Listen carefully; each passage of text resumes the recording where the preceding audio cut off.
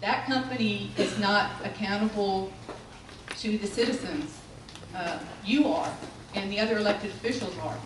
And so you need to have someone who is managing that contract very diligently. Secondly, I think there are some legal issues that will have to be hammered out. Some things that I'm concerned about when I hear about a private company, I'm concerned about, is somebody keeping records of what I'm looking up at the library? Who keeps that information? Who has control of that information? Are they going to be selling that information? These are all legal issues. And the county is going to have to pay someone to go through and make a contract that's going to prevent those kinds of problems. And then also, I'm also concerned if you've got a private company. Right now, I don't have the figures, someone here probably does, but we rely upon volunteers in our library.